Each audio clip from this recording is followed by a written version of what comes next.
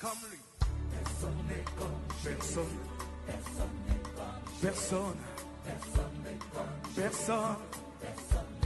Qui lui ressemble. Il est le Dieu de gloire. Élevé dans les cieux. Personne n'est comme lui. Personne n'est comme lui. Personne n'est comme lui. Personne n'est comme lui. Personne n'est comme lui. Personne n'est comme lui. Personne n'est comme lui. Voici, il vient. On sort de la tempête. Chez vos chandelles, brillant comme le soleil. Élève la voix, comme c'est le jubilé. Garde mon sillon, ton Seigneur. Voici, il vient. Alléluia.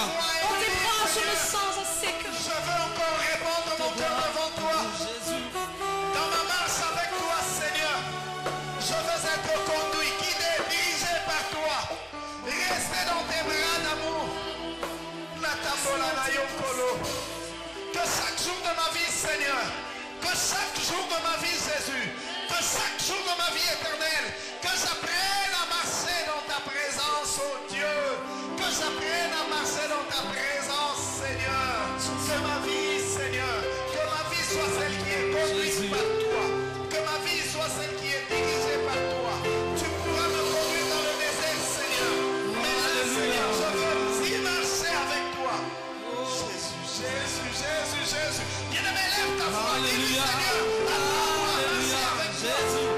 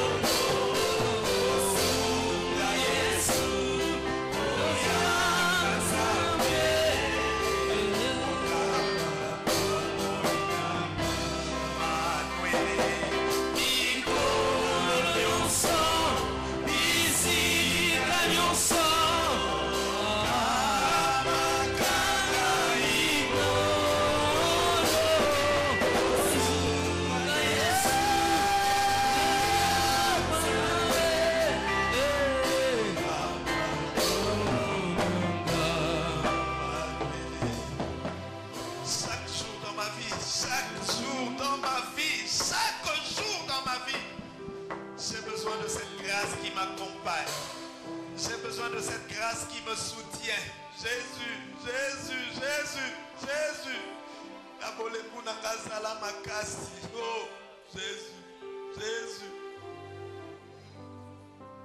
Oh Jésus. Salaka pene nanga. Pueto simba kondima nanga Yeswe na bolembu nanga.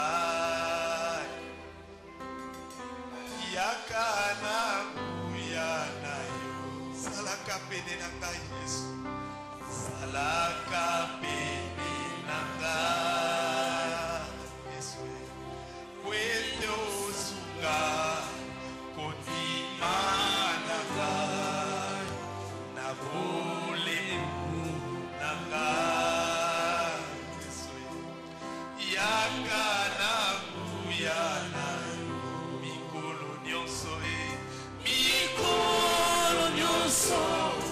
Bisika nyonso Kamaganga ikolo Ozinga Yesu Oyanga Nzambe Okamba Oyanga Manuele Mikolo nyonso Bisika nyonso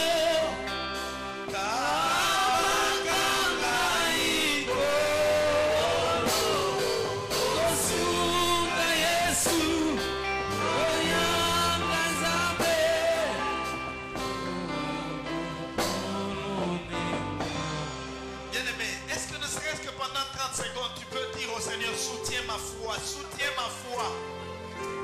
Même lorsque le feu sera attisé, Seigneur, que ma foi ne défaille pas. Nabolembu nangazala makasi. Natamo bitumbe yaka makasi kolo yozala makasi nanga.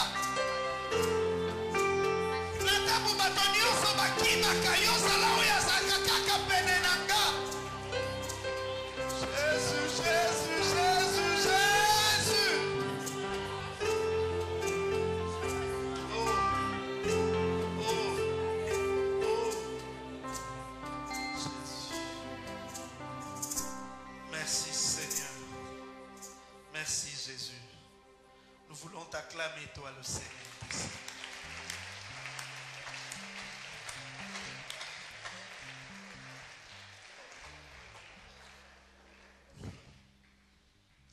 Amen. Shalom bien-aimé. Est-ce qu'il y a la joie du Seigneur au milieu de nous? Amen. La joie doit être là car le Seigneur est notre force. Amen. La joie du Seigneur est notre force. Que le Seigneur soit béni. Nous entrons dans une nouvelle étape dans notre grand sujet sur Moïse. Nous avons vu une première grande étape, la période où le peuple était en souffrance, où le peuple a crié à Dieu. Et le dimanche dernier, au merveilleux dimanche, nous avons vu non pas seulement comment ils ont traversé la mer Rouge, mais comment ils se sont retrouvés de l'autre côté en train de célébrer la gloire de celui qui les a délivrés. Amen. Azwakankembo namakambo nyonso. Inoubliable. La mer qui était un obstacle est devenue un boulevard. La mer qui était censée être un cimetière pour eux est devenue le lieu de la démonstration de la puissance et de la gloire des dieux. Et c'est ce que nous souhaitons à chacun de nous, que la mer qui est devant nous, qui paraît être un obstacle, devienne demain le symbole de la manifestation de la gloire des dieux. Nous avons vu qu'Israël, après avoir traversé, a commencé à louer le Seigneur, comme nous l'avons loué le dimanche dernier. Et aujourd'hui, c'est une autre étape qui commence. Et le Seigneur déposait en moi beaucoup de pensées pendant que j'étais en train de les organiser. Je me suis dit, je vais les prendre une à une. Je ne veux pas être pressé. Alors que le message d'aujourd'hui comportait 3 points, aujourd'hui nous ne verrons qu'un premier point pour nous permettre d'aller calmement avec cela. Moïse, le leader, 24. Nous sommes dans Exode, le chapitre 15. Nous lirons du 22e au 27e verset. Exode 15, 22 à 27. Exode chapitre 15, du 22e au 27e verset. Si nous avons trouvé, nous lisons dans le nom du Seigneur. Moïse fit partir Israël de la mer Rouge. Ils prirent la direction du désert des Shur. Ils prirent, si c'est ta Bible souligne, ils prirent la direction du désert des Shur. Et après 3 journées de marche dans le désert, ils ne trouvèrent point d'eau. Ils arrivèrent à Mara, mais ils ne purent pas boire l'eau de Mara parce qu'elle était amère. C'est pourquoi ce lieu fut appelé Mara. Le peuple murmura contre Moïse en disant, « Que boirons-nous » Moïse cria à l'Éternel, et l'Éternel lui indiqua un bois qu'il jeta dans l'eau, et l'eau devint douce. Ce fut là que l'Éternel donna au peuple des lois et des ordonnances, et ce fut là qu'il le mit à l'épreuve. Il dit, si tu écoutes attentivement la voix de l'Éternel ton Dieu, si tu fais ce qui est droit à ses yeux, si tu prêtes l'oreille à ses commandements, si tu observes toutes ses lois, je ne te frapperai d'aucune des maladies dont j'ai frappé les Égyptiens, car je suis l'Éternel qui te guérit. Ils arrivèrent à Élim, où il y avait 12 sources d'eau et 70 palmiers. Ils campèrent là, près de l'eau. Amen. Est-ce que nous pouvons acclamer la parole du Seigneur? La traversée de la mer Rouge était une expérience particulière dans l'histoire d'Israël, car elle a marqué la naissance d'une nation. Vous savez, il y a comme ça des événements qui vous fédèrent. Il y a comme ça des événements qui vous unissent. Il y a des événements, je l'avais déjà dit, qui marquent un tournant dans la vie, non pas seulement d'une personne, dans la vie d'un groupe de personnes, dans la vie d'une famille, dans la vie d'un peuple. Israël, à ce moment-là, n'était plus seulement une famille, mais Israël est devenu un peuple. Le passage par la mer Rouge était un événement déterminant dans la naissance de la nation d'Israël. C'est par cet événement que Dieu s'est acquis un peuple. Parce que si on pouvait considérer qu'ils étaient sortis de l'Égypte, en réalité, ils étaient encore à la portée de la main des Égyptiens. Et ce n'est qu'après avoir traversé la mer Rouge qu'ils étaient hors de la portée de l'armée égyptienne, mais aussi qu'ils pouvaient se considérer comme étant un peuple libre, un peuple que Dieu a acheté. Et pareil à nous, enfants de Dieu, la mort de Christ sur la croix a marqué un tournant. Dorénavant, nous appartenons au Seigneur. Nous prenons conscience de notre appartenance au Seigneur. Nous l'avons dit le dimanche dernier. Un événement qui marque une cassure entre le passé et le futur. Parce que désormais, les choses ne seront plus les mêmes. Lorsque je me suis converti, je me rends compte que les choses ne seront plus jamais les mêmes. Il y aura un avant et après Jésus. Si avant Jésus, j'étais une proie facile pour les sorciers, les démons, après Jésus, je deviens intouchable. Si avant Jésus, j'étais un homme vacillant, en proie au doute, mais après la venue de Jésus, je suis devenu un homme sûr de ce qu'il est. Je sais qui je suis, je sais en qui j'ai cru. Le commencement des choses. Il y a un commencement à tout. Chacun de nous peut en observer il y a eu une cassure, si ce moment n'a pas encore eu lieu dans ta vie, bien-aimé, c'est le moment de dire, Seigneur, je veux qu'il y ait une rupture entre mon passé et mon futur, car tu feras quelque chose dans le présent qui fera une cassure. Il faudrait que certaines choses s'arrêtent et que d'autres commencent. Il faudrait qu'une étape s'arrête et qu'une autre commence. Mais la vie d'un enfant de Dieu est comme cela, faite de plusieurs étapes. Ainsi, comme nous en parlerons, il n'y aura pas un désert, mais il y en aura plusieurs. Parce que la vie est faite de plusieurs étapes, de plusieurs niveaux. Et pour chaque niveau, il y a une dimension d'épreuve qu'il faut traverser pour atteindre le niveau suivant. Israël était dans l'euphorie, dans la joie de la traversée de la mer Rouge. Mais Israël devait savoir qu'il y avait un après l'exploit. Amen. Après l'exploit. Ce sera le seul point que nous allons évoquer aujourd'hui. Le dimanche prochain, nous parlerons d'autres choses. Depuis de l'amertume, nous parlerons d'autres choses le dimanche qui suivra. Mais aujourd'hui, nous voulons parler de ce qui arrive après l'exploit. Ce qui arrive après un grand événement. Ce qui arrive après quelque chose de glorieux.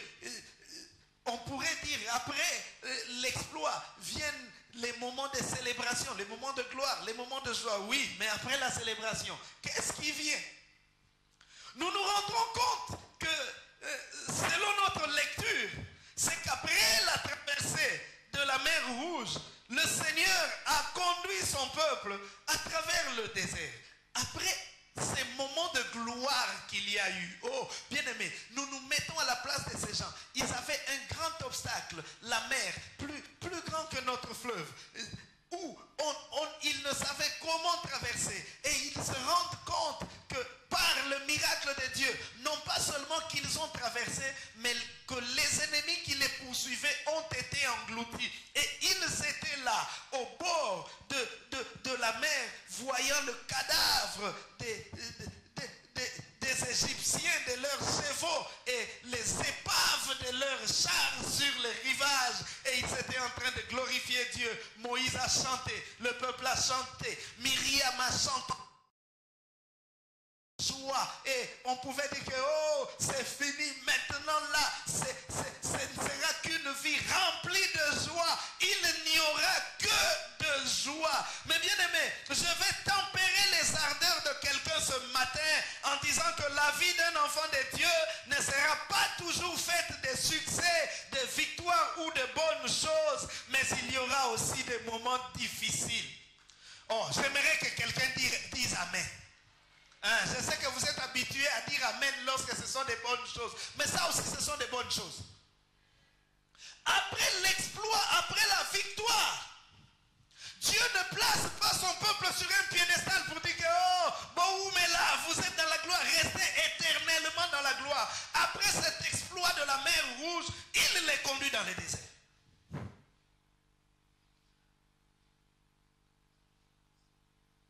Je pouvais dire que si j'étais Dieu, je devais faire qu'après la traversée de la mer Rouge, ils entrent en Cana. Les choses sont simples, les choses sont faciles. Mais non, avec Dieu, les choses ne seront pas toujours simples. Avec Dieu, les choses ne seront pas toujours faciles. Avec Dieu, les choses ne seront pas toujours ce que nous pensons ou ce que nous voulons qu'elles soient. Car la vie d'un enfant de Dieu est une vie équilibrée et régulée par Dieu lui-même. Amen. Équilibré et régulé par Dieu lui-même. Il ne permettra pas que nous puissions pleurer toute notre vie, mais il ne permet pas non plus que nous puissions toujours être dans la joie. De temps en temps, il fera intervenir quelque chose pour nous rappeler que nous dépendons de lui, pour nous rappeler que sur terre ici, nous ne sommes qu'étrangers. Notre vraie patrie, c'est au ciel. Il y aura toujours des événements comme cela qui viendront. Ils traversent la mer Rouge. Ils sont dans la joie. Ils bénissent le Seigneur. Ils chantent. Ils dansent. Et après cela, Dieu. Ce n'est pas le diable. Dieu. La Bible dit que Moïse, parce que Moïse était conduit par Dieu, Moïse les conduisit dans le désert. Dans ma Bible, je n'ai pas vu là où on a dit que le diable les conduisit dans les déserts. C'est Dieu qui les a conduits là. C'est pourquoi j'ai toujours l'habitude de vous dire qu'avant de maudire une situation, pose-toi d'abord la question: qui est derrière cette situation-là? Qui est derrière ce problème? Qui est derrière ce cas-là? Israël est sorti de la mer pour rentrer dans le désert. Et je voudrais cependant distinguer deux types de désert, car je ne voulais pas faire l'amalgame ici. Il y a des gens qui souffrent parce qu'ils le veulent ou parce qu'ils ont péché et qui se diront: non, en tout cas, Dieu me conduit dans le désert. Non. Il y a donc deux types de déserts qu'Israël a connus. Bien que géographiquement, la description était la même, les circonstances étaient les mêmes, mais les conditions qui ont conduit Israël dans cette condition-là étaient différentes. Il y a premièrement les épreuves que l'on subit en accord avec Dieu, pendant qu'on est en communion avec lui. Ça, c'est le premier désert dans lequel Dieu a conduit Israël, et c'est de cela dont nous allons parler cet avant-midi. Israël qui sort du désert qui sort de la mer Rouge n'a pas péché. Israël qui sort de la mer Rouge est en accord avec Dieu. Israël qui sort de la mer Rouge est en train de louer Dieu. Sa relation avec Dieu est au beau fixe. Cependant, Dieu le prend par la main et le conduit dans le désert. Il arrive des moments comme ça. Tout va bien avec Dieu. Ta vie de prière est correcte. Tu médites convenablement. Tu vis bien avec Dieu. Cependant, il y a des choses qui ne marchent pas. Parce que Dieu le veut ainsi. Mais il y a un autre désert qu'Israël a connu lorsqu'il était en conflit avec Dieu. Ça, nous le verrons plus tard. Par exemple, Dieu leur dit de monter pour aller prendre possession du pays. Eux, ils ont peur. Ils disent que non, il y a des géants devant leurs yeux. Nous serons comme des sauterelles. Et puis Dieu se fâche. Dieu leur dit: n'allez plus. Et puis eux disent: non, nous allons quand même partir. Et puis Dieu leur dit: vous allez vous promener dans le désert pendant 40 ans. Ça, c'était à cause de leur péché. Distinguons donc ces deux types de déserts. Mais ce dont nous parlons aujourd'hui, c'est lorsque Dieu, en accord avec son peuple, en accord avec ses enfants, les conduit à travers certaines situations difficiles.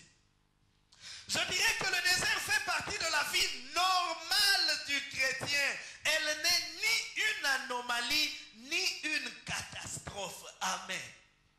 Le désert fait partie de la vie normale du chrétien. Vous savez, aujourd'hui, il y a un évangile qui veut faire croire aux enfants de Dieu que vous ne pouvez pas rencontrer des difficultés, vous ne pouvez pas rencontrer des obstacles. Lorsque tu crois en Jésus, ta vie sera chaque jour faite de sourires, des rires, aux éclats, et puis tout est beau, tout est bien, et c'est un danger parce que lorsque quelqu'un qui se convertit et que dans sa vie, il rencontre des situations difficiles, il dira: ce n'est pas ce qu'on m'avait dit lorsque je m'étais converti.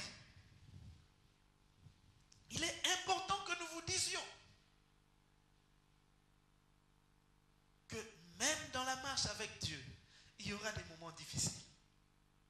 Mais la différence, ou ce qui nous donne la sécurité, c'est que dans ce désert-là, nous y allons avec Dieu. Le désert avec Dieu est différent du désert sans Dieu.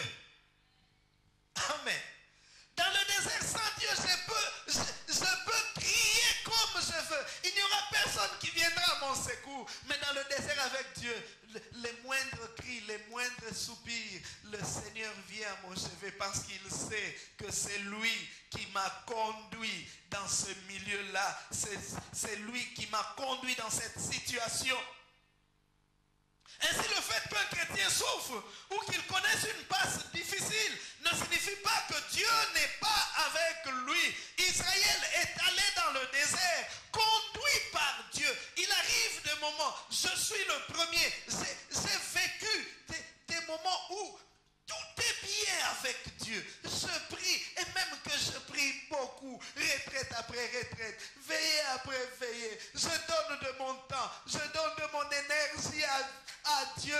Mais tu sens qu'il y a toujours des situations qui sont compliquées. Et à un moment donné, tu te poses la question, est-ce que Dieu est-il avec moi ou pas? Non, le fait que tu connaisses certaines situations difficiles ne signifie pas que Dieu n'est pas avec toi. Au contraire, il est avec toi. Il est en train de t'enseigner des choses. Nous avions dit un jour que dans le désert de notre vie, il faut y aller avec le stylo et le bloc-notes. Il faut noter.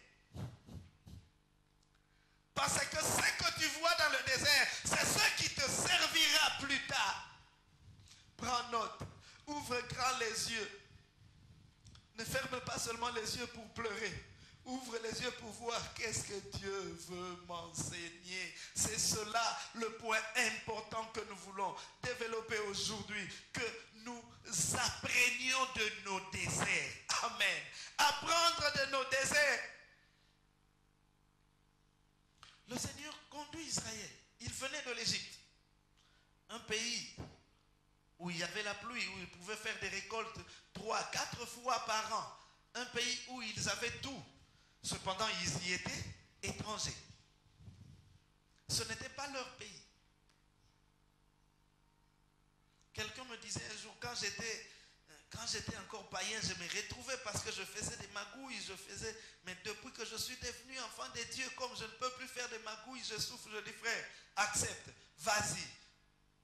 Il y a quelque chose que Dieu te réserve. Israël quitte l'Égypte, un pays de l'abondance.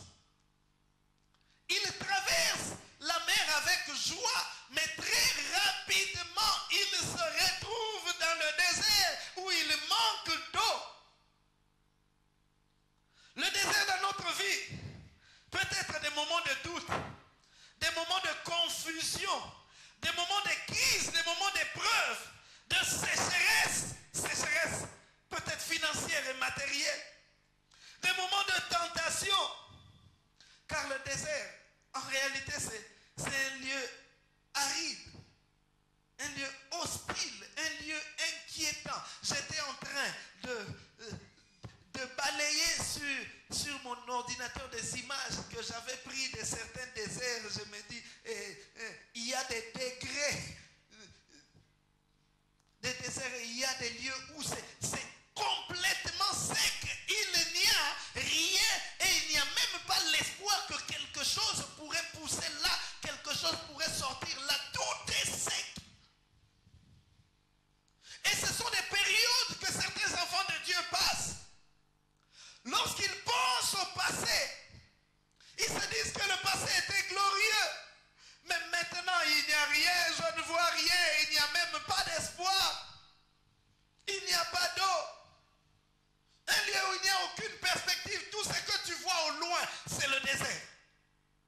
C'est-à-dire qu'après la partie que tu vois, il y a un autre désert. Ce qui peut donner de la force à quelqu'un, c'est de savoir que je suis dans un désert, je suis en train de voir au loin là-bas, il y a quelques puits. Quand j'arriverai là-bas, je prendrai de l'eau. Mais tu te rends compte qu'après là-bas, c'est un désert encore. Et tu te dis que c'est fini. Et généralement, les déserts dans la vie d'un enfant de Dieu, ce sont très souvent des moments de grande solitude. Si tu es quelqu'un qui est habitué à être avec des gens, tu te retrouves à un moment où tous ceux qui s'attachaient à toi ne sont plus là. Le Seigneur s'arrange pour faire de manière à ce que tous ceux qui s'accrochaient à nous là, qui s'attachaient à nous présentement pas, ils ne sont plus là.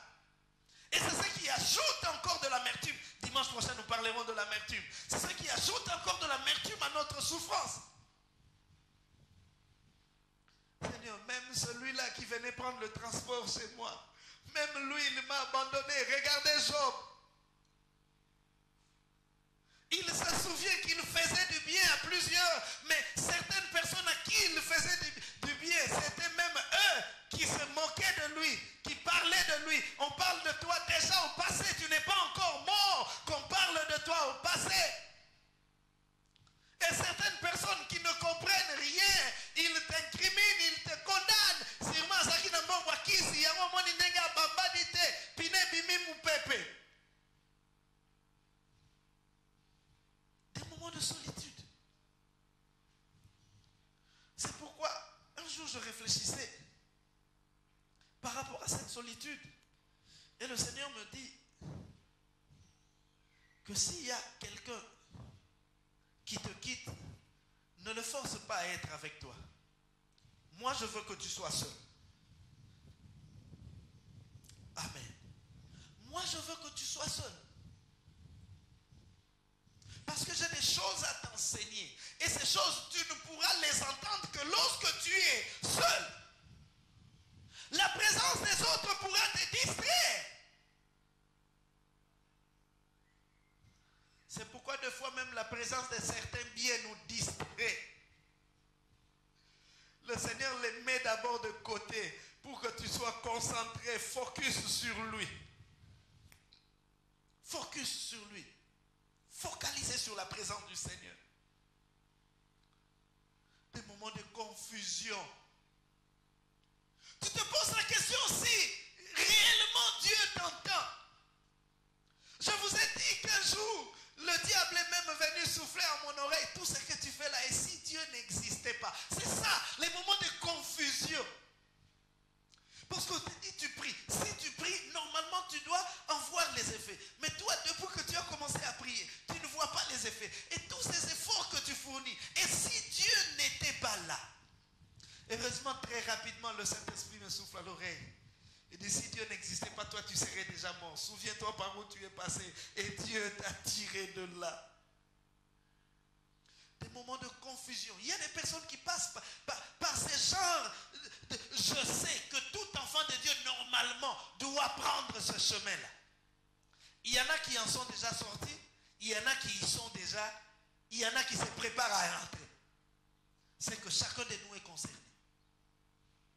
Des moments de confusion, tu te poses la question, mais qu'est-ce que Dieu me veut? Il me demande d'être saint, je le suis. Il me demande de le servir, je le sers. Il me demande de l'adorer, je l'adore. Mais qu'est-ce qui se passe? Des moments de tentation. Où on est tenté. Asaph dit que lorsque je regarde les méchants, je vois qu'il a l'embonpoint, il est bien. Mon pied allait fléchir. Parce que tu te dis, et eux qui pêchent, et moi qui me préserve, eux ils sont bien, et moi je suis en train de souffrir. Je suis en train de penser à une jeune fille qui décide de se préserver, de se garder, pendant que ses amis sont en train de se prostituer à l'université. Ils courent derrière les professeurs et elle distingue. Quel qui craint le Seigneur lui dit, tu es ajourné, tu dois reprendre l'année. Seigneur, moi je te crains. Je te crains. Ceux-là qui ne te craignent pas avancent. Ceux-là qui ne te craignent pas construisent des maisons. Et ils en parlent avec genre, oh ça, je viens de construire ma 3e maison. Et puis, il en parle avec arrogance. Vous continuez à suivre votre Jésus et vous mourrez pauvre. Et tu te dis, Seigneur, qu'est-ce qui se passe? Et des fois, on est tenté de faire comme eux. Je suis en train de dire à quelqu'un, ne fais pas comme eux. N'imite pas le méchant. Car son sort est désastreux. N'imite pas le méchant. Son sort est désastreux. Le désert est un lieu de solitude. Le désert est un lieu sur lequel la mort plane. Déjà qu'il n'y a pas de végétation, donc il n'y a pas de vie. Donc la seule vie qui est là, c'est la tienne et qui va aussi cesser, mourir, disparaître, parce que tu es dans un lieu sans vie. Dans un lieu sans vie. J'aimerais cependant rassurer une personne. Alléluia. Le désert d'Israël avait un commencement, c'est-à-dire après la sortie de l'Égypte, et elle devait avoir une fin, c'est-à-dire l'entrée dans la terre promise. Le désert, selon Dieu, a un début et a une fin. Peu importe ce que tu peux vivre, peu importe ce que tu peux connaître, peu importe ce que tu peux traverser. Oh oui, moi j'aime ce terme-là, traverser. Car la traversée du désert, ce thème populaire que nous connaissons, désigne une tranche de vie difficile qui cependant va passer. Amen. Traverser, ce n'est pas demeurer. Traverser, c'est passer. Quelqu'un peut dire, oh non mon frère, comment ça va? Oh mon frère, je suis en train de traverser un moment difficile. Oui, tu as bien dit que tu es en train de traverser. Tu passeras. Amen. Je suis en train de dire à quelqu'un que ce que tu connais là passera. Tu ne mourras pas dans le désert. Car le désert pour les enfants de Dieu n'est pas un lieu où ils sont conduits pour y mourir. C'est plutôt un lieu où ils reçoivent des instructions. Traverser. Oh, même David dit, quand je marche, quand je traverse la vallée de l'ombre de la mort, je ne crains aucun mal. Il était dans la vallée, mais il a conscience d'une chose, c'est qu'il ne fait que traverser. Est-ce que quelqu'un peut m'aider à dire à son voisin, tu traverseras? C'est-à-dire, oh, tu traverseras. Ce n'est qu'un temps, ce n'est qu'un moment. Tu traverseras. Ce n'est pas une situation définitive. Ce n'est pas une situation pérenne. Tu passeras, tu traverseras. Traverser, ça signifie on entre et on sort. Jésus. On entre et on sort. Parce que celui qui t'y a conduit, c'est lui-même le chemin. Il connaît le chemin de l'entrée et il en connaît le chemin de la sortie. Il connaît le chemin de l'entrée, il connaît le chemin de la sortie. Peu importe ce que tu peux connaître, peu importe ce que tu peux vivre. Je disais que dans la conception de Dieu, le désert n'était pas un lieu pour faire mourir un enfant de Dieu, mais plutôt un lieu de formation. Dis avec moi formation. Oh, formation. Je suis en train d'être formé. Après une formation, on sort non pas seulement avec un diplôme, mais avec de nouvelles capacités. Merci Seigneur. Je suis en formation.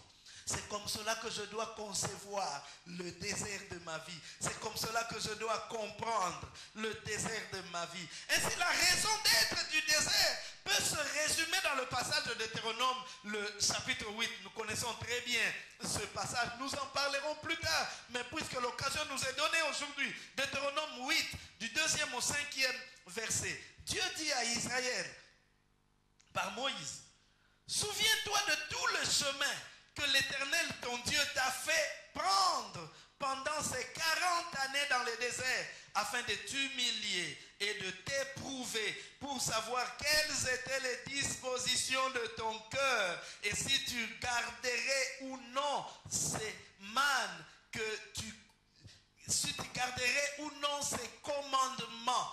Tu as mangé de la manne que tu ne connaissais pas, que n'avaient pas connu tes pères, afin de t'apprendre que l'homme ne vit pas de pain seulement. Amen. Il t'a humilié, il t'a fait souffrir de faim, il t'a nourri de la manne. Alléluia, Jésus. Il t'a fait passer par cette situation pour que tu comprennes que l'homme ne vit pas seulement de pain.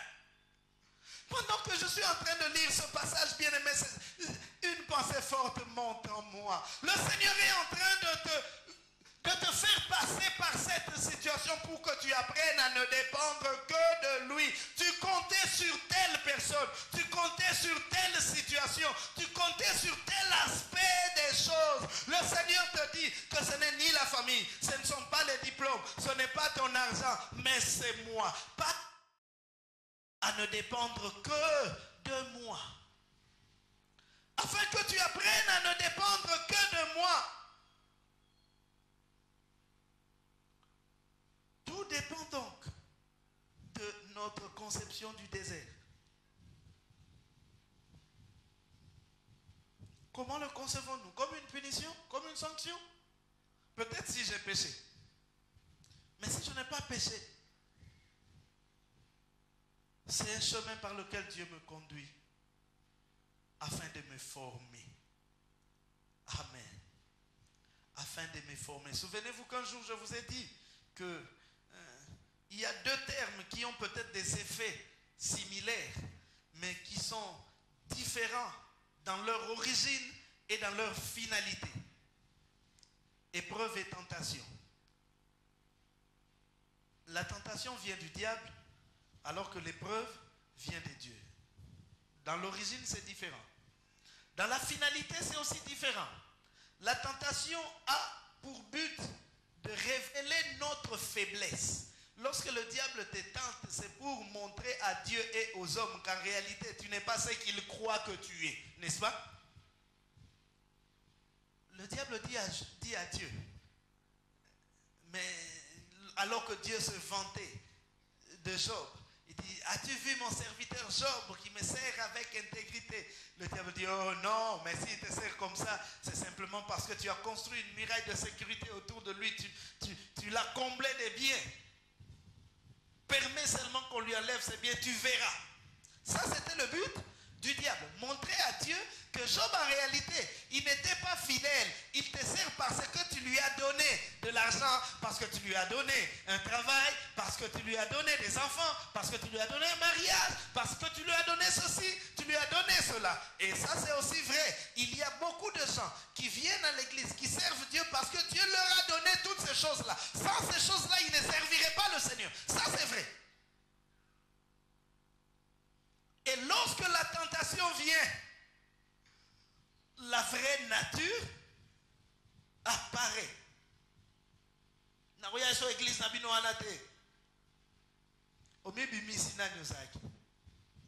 On est nombreux ici, mais il y a très peu d'enfants de Dieu authentiques. Le diable tente pour révéler notre faiblesse au monde. Lui, il presse contre l'impudicité, il presse, je vais tout faire, comme ça, il n'est rien, parce que Dieu nous soutient. La tentation veut révéler notre faiblesse, montrer au monde. C'est pourquoi, surtout dans le cas du péché sexuel, rendez-vous compte que la personne qui a été l'objet, l'instrument de ton péché, ce sera lui qui va publier. J'ai parlé de la personne, ce sera elle qui va aller publier. Pourquoi? Parce que son objectif, c'était de révéler ta faiblesse. Attention, on peut se dire,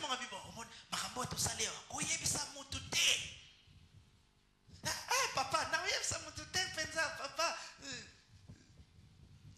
Et puis demain, ta fille passe, et puis j'ai entendu quelque part à Kinshasa de fils. Papa, na bango basa mibali na biso. Oh!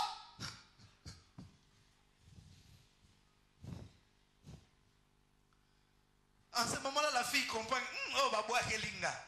C'est que papa est passé par là. C'est pourquoi le diable n'est pas quelqu'un avec qui on doit coopérer. Même si tu lui dis ne dis pas, il va dire. Alors ça, c'est la publicité.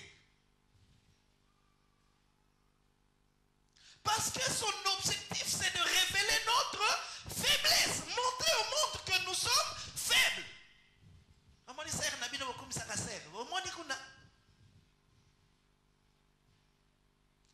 Tandis Tandis que Dieu, lorsqu'il éprouve, c'est pour révéler notre force, montrer que non, celui-ci, c'est vraiment mon enfant. Il n'est même pas à cause de la voiture, à cause de la maison, à cause du travail, à cause du mariage, à cause des enfants. Il m'aime pour ce que je suis pour lui. Ainsi, avec ou sans bien, je suis accroché, je suis attaché au Seigneur. Avec ou sans mariage, je suis attaché au Seigneur. Avec ou sans travail, je suis attaché au Seigneur. Avec ou sans enfant, je suis attaché au Seigneur. Je démontre au Seigneur que si je l'ai suivi, ce n'est pas à cause de ces choses, je le suis à cause de lui. Amen.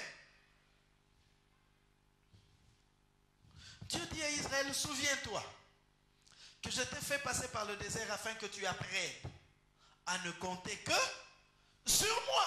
Que tu apprennes que l'homme ne vivra pas seulement de pain, mais de toute parole qui sort de la bouche de l'Éternel. Souviens-toi, car le désert pour toi, Israël, c'est un lieu de formation. Amen.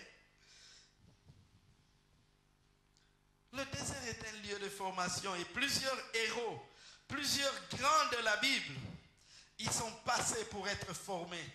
Rappelez-vous que Moïse lui-même, celui qui conduit le peuple dans le désert, était lui-même passé par ce désert avant de conduire le peuple. Amen. Moïse lui-même était passé par là. Que dire d'autre? David est passé par le désert. Au propre comme au figuré. Au figuré. Lorsqu'il fouillait Saoul, il a passé des moments difficiles, c'est vrai. Mais au propre, il est allé aussi se réfugier dans le désert pour fuir la colère et la haine de Saül. Nous en parlerons. Élie est passé par le désert. Il y a été formé. Jean-Baptiste, que dire de Jean-Baptiste? Lui qui habitait même dans le désert. Jésus est passé par le désert. Paul, le désert, c'est un lieu de formation. Ne méprise pas cela. C'est un lieu de formation. Et le Seigneur peut utiliser plusieurs circonstances pour me former. Et comme je l'ai dit, après une formation, on sort avec un diplôme, mais bien plus, on sort avec de nouvelles qualifications. Si je suis une formation en informatique, après la formation, je sais manier l'ordinateur. J'ai ajouté un plus. C'est-à-dire qu'à travers nos moments difficiles, nous apprenons toujours quelque chose. Je disais un jour que la crise au Congo nous a rendus aptes à nous adapter à toutes les circonstances. Quelqu'un qui a un salaire qui ne peut même pas couvrir une semaine dans le mois, mais il peut vivre du 1er au 30. Pourquoi? Parce que qui s'est formé hier? Qui s'est formé, il sait gérer, il sait ne pas gaspiller, mais il sait aussi comment fructifier l'argent. Allez dans d'autres pays, pleure maintenant la crise, oh, bino crise bandisiko, biso banda kala, tomesana. Nous avons été formés à cela. Le désert, c'est un lieu de rencontre.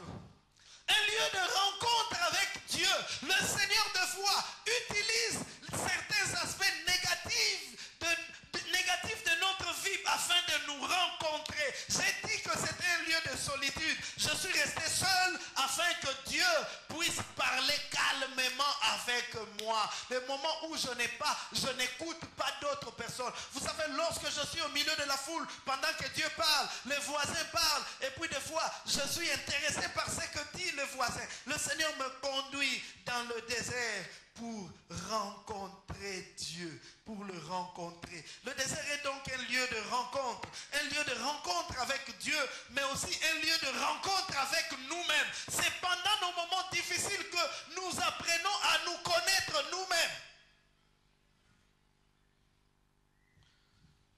Nous apprenons à nous connaître nous-mêmes. Nous connaissons jusqu'où nous pouvons résister.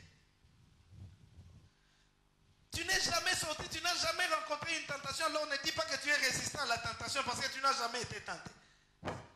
Il faudrait que ces choses arrivent pour que tu te connaisses toi-même. Tu sais que moi là, en tout cas ici là,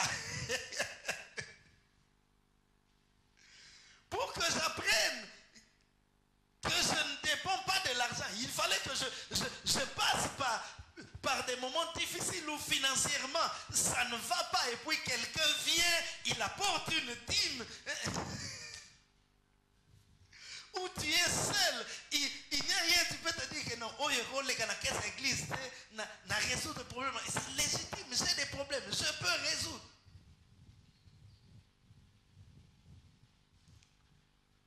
Mais non, ça, c'est écrit dîme.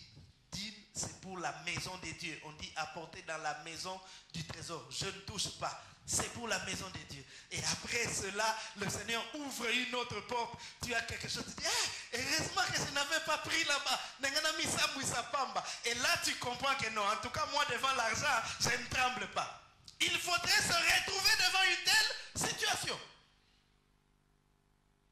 Il y a certaines situations qui arrivent simplement pour révéler ta force, montrer qui tu es en réalité. Un lieu de rencontre, rencontre avec Dieu, mais aussi rencontre avec nous-mêmes, nous connaître personnellement. Qui sommes-nous réellement? Le désert, c'est aussi un lieu des promesses. Oh, il y a des personnes qui ont reçu des promesses. Où? Dans le désert. Pendant que toi, tu dis que oh non, mais vraiment Dieu ne m'aime pas. Pourquoi il me permet de passer par ces moments? Bien-aimé, ouvre les oreilles, ouvre les yeux. Il y a une promesse qui te sera faite. Agar, la servante de Sarah, concubine d'Abraham, alors qu'elle était dans le désert, parce que chassée par Sarah, elle avait son enfant. Elle pensait que l'enfant va mourir parce que c'était dans le désert. Elle laisse là l'enfant sous un genet, puis elle va aller loin. Elle dit, je le laisse comme ça, parce que pour elle c'était une évidence que l'enfant va mourir. Mais c'est pendant ce moment-là que Dieu lui apparaît et que Dieu lui donne une parole. Il dit que cet enfant-là, Ismaël, vivra. Lui aussi, c'est un enfant d'Abraham. Il deviendra une grande nation. Il a reçu cette parole où? Dans le désert. Dans le désert, ce n'est pas seulement un lieu de pleurs. Le désert, c'est aussi un lieu où nous recevons des promesses de la part du Seigneur. Tu es en train de vivre des situations difficiles. Tu es en train de traverser des moments difficiles. Continue à chercher Dieu. Et là, dans le désert de ta vie, au fond du désert de ta vie, Dieu te parlera. Il te dira, mon fils, tranquillise-toi. Il y a des choses que je t'ai réservées. La plupart des messages que j'ai reçus sur ma vie, je les avais reçus pendant des moments difficiles de ma vie. Là, dans le désert de ma vie. Ouvre grandement les oreilles. Et ouvre les yeux. Car le Seigneur va te parler. Pendant ces moments où peut-être tu es confus. Pendant ces moments où tu te poses des questions. Qu'est-ce qui m'arrive? Le désert est un lieu où nous recevons des promesses. Le désert est un lieu où nous sommes ressourcés. La Bible dit qu'Élie marcha 40 jours et 40 nuits jusqu'à la montagne de Dieu à Horeb. Et c'est là que le Seigneur l'a fortifié afin qu'il aille oindre Élisée, Jéhu et les autres. Paradoxalement, un lieu de sécheresse, il y a quelqu'un qui est fortifié là. Ma prière est que le Seigneur te fortifie à travers toutes les circonstances que tu traverses. Le désert, je l'ai dit, était aussi un lieu de refuge. Nous ne comprenons pas certaines choses. David dit, j'ai aimé ce passage. En tout cas, je ne le connaissais pas avant. Bien que je l'ai déjà lu. Mais je ne le connaissais pas comme cela. Dans le psaume 55, le 7e et le 8e verset, il dit, je dis, oh, si j'avais les ailes de la colombe, je m'envolerais et je trouverais le repos. Où? Voici, je fuirai bien loin, j'irai séjourner au désert. David comprend que le désert peut être un lieu de refuge. Le Seigneur peut permettre certaines situations. Pendant que toi tu maudis Dieu, tu te dis mais pourquoi le Seigneur devait permettre que je sois suspendu seulement pendant cette période? Il a permis que tu sois suspendu parce que il fallait ça pendant que yo zate. Parce que ceux qui ont sakuna bangaba lo bakesa yo. Le Seigneur fait des choses comme cela. Le désert est un lieu de refuge. Il n'y a personne qui sait mieux cacher que le Seigneur. Et il cache n'importe où, même dans le désert. Même dans le désert. Il te place là. Loin. Loin des regards des hommes.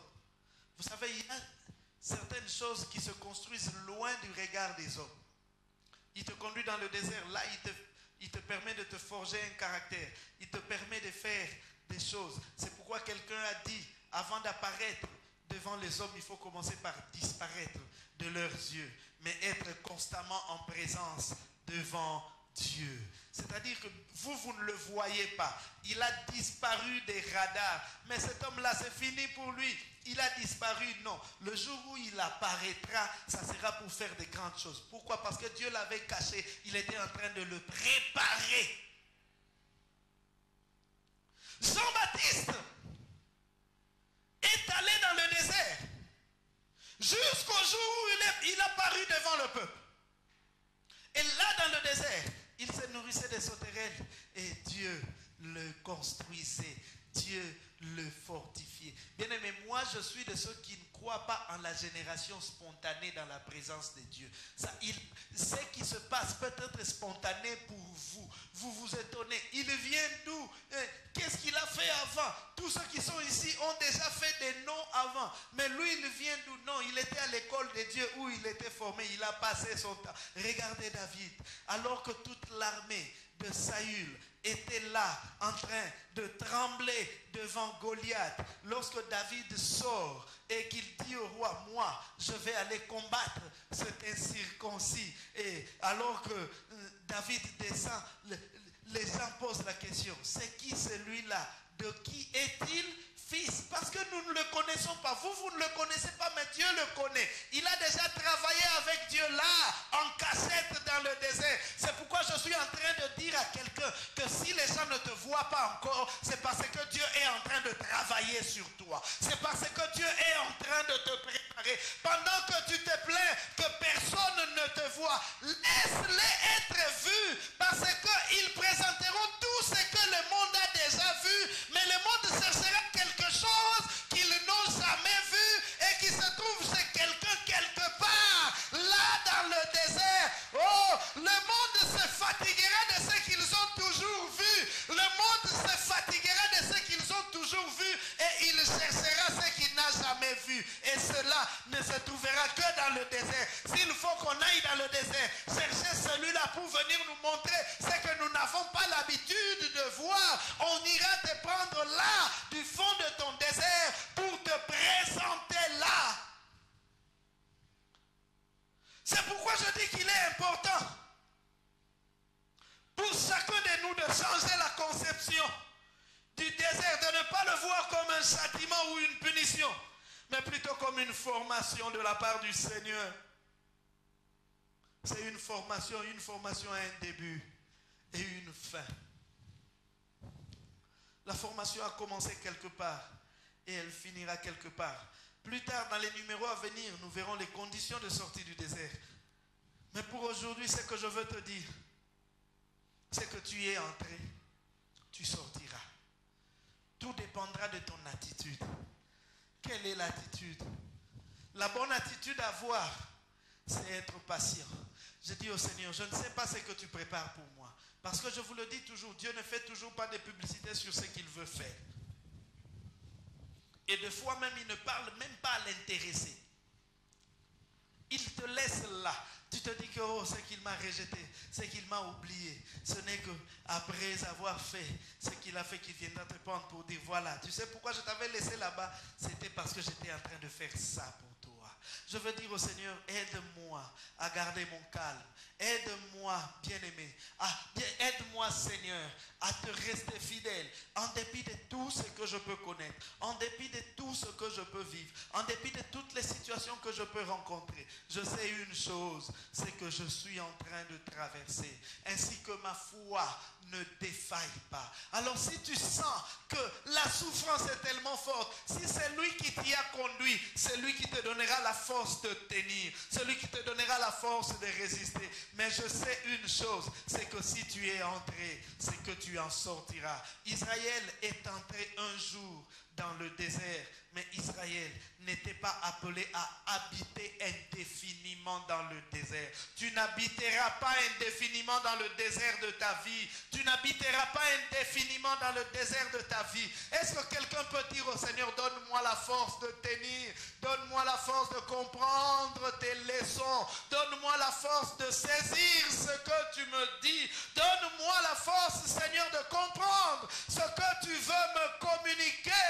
Donne-moi la force. Ata makamwezo simbate na bungi saeli kiate. Ata situation ezo beba na bungi saeli kiate. Soutiens ma foi, Seigneur. Soutiens ma foi, Jésus. Soutiens-moi, Seigneur. Peu importe ce que je peux connaître, peu importe ce que je peux rencontrer, peu importe ce que je peux vivre. Est-ce que tu peux te lever avec moi, bien-aimé? Demande au Seigneur de te donner la force de supporter certaines choses. Demande au Seigneur de te donner la force de résister à certaines choses. Demande au Seigneur de te donner la force de survivre, même en milieu hostile. Nabungi Saeli qui a été, Nabungi Saeli qui a été. Que je ne perde pas espoir, que je ne perde pas espoir, que je ne perde pas espoir. Jésus, bien-aimé, parle au Seigneur. Dis-lui, Seigneur, accorde-moi cette force. Accorde-moi la force de résister. Je sais que tu es en train de me préparer à quelque chose de grand. Je sais que tu es en train de me préparer à quelque chose de fort. Je sais que tu es en train de me préparer à quelque chose de puissant. Nabungisa elika Bate Nabungisa elika Onimananga Etangwa na yote Olo Mikonanga Nangate Seigneur, nous bénissons ton nom. Merci pour la consolation que tu veux donner à ton peuple, Seigneur. Seigneur, tout désert n'est pas lié à l'action de l'ennemi. Que ta gloire, Papa, se manifeste. Béni sois-tu, ô Dieu. Bénis, Seigneur, ton peuple. Que cette semaine soit une semaine bénie. Que ta grâce nous accompagne, ô Dieu. Fortifie ceux qui ont besoin d'être fortifiés. Tu vois ce frère, cette sœur qui était proche de l'abandon parce que les choses ne marchent pas. Relève-le, fortifie-le, qu'il réparte de l'avant. Sois béni, Père. Au nom de Jésus, nous disons Amen. Que le Seigneur vous bénisse. Nous allons nous saluer à la sortie.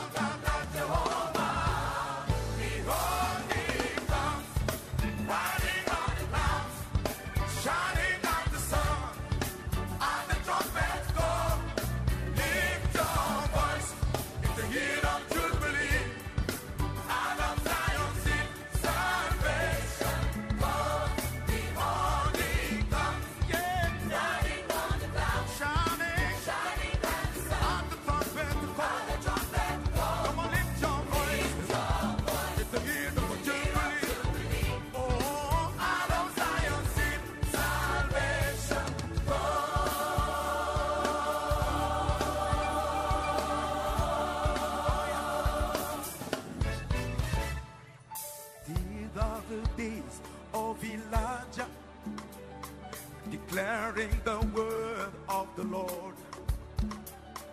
And these are the days of your servant Moses, righteousness being restored. Though did not